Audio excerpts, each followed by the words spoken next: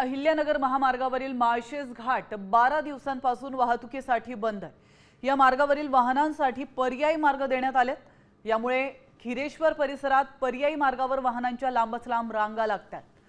तर या वाहतूक कोंडीचा स्थानिकांना वाहन चालकांना मोठा फटका बसतोय।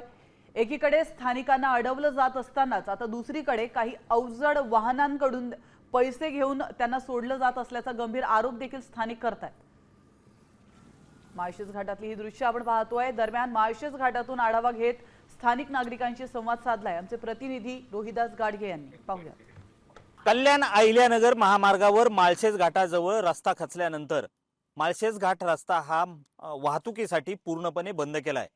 मात्र या ठिकाणी काही प्रमाणात वाहतूक या ठिकाणी सुरू असल्याचं वास्तव समोर येतंय। आपण सध्या आहेत कल्याण अहिल्यानगर महामार्गावर। या महामार्गावरती पोलीस म्हणतायत अवजड वाहनं इथून सोडली जात नाही, मात्र अवजड वाहनाच्या काही गाड्या दिसत आहेत इथं।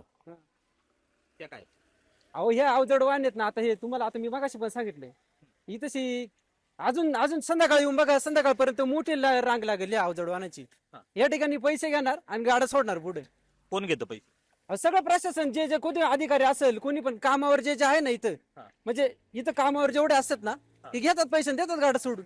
पोलिसांकडून सांगितलं जातं अवजड वाहनं सोडली जात नाही। पर्यटक या ठिकाणी मोठ्या संख्येने येत आहेत, त्यामुळे रात्रीच्या वेळेस होणाऱ्या वाहतूक कोंडीला जबाबदार कोण हा प्रश्न या निमित्ताने उपस्थित होतोय।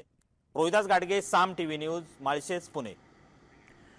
तर आपण पाहतोय अवजड वाहनांना माळशेज घाटात सध्यापुरता बंदी आहे, मात्र त्यासाठी काही पर्यायी मार्ग देखील उपलब्ध करून देण्यात आले। ते कोणते आपण पाहूयात। मुंबईकडे जाण्यासाठी आळे फाटा, राजगुरुनगर, चाकण, तळेगाव, MIDC, लोणावळा आणि मुंबई या मार्गे तुम्ही जाऊ शकता। अहिल्यानगर नाशिककडून मुंबईकडे जाण्यासाठी आळे फाटा, संगमनेर, नाशिक, कसारा, कल्याण, मुंबई या मार्गाचा तुम्ही वापर करू शकता। त्यामुळे माळशेज घाटातून जर प्रवास करण्याचा तुम्ही विचार करत असाल तर ही बातमी तुमच्यासाठी अत्यंत महत्त्वाची आहे। मी खात्रीशीर न्यूजसाठी फक्त साम टीव्ही बघते, कारण तिथल्या बातम्या रिलेट करतात।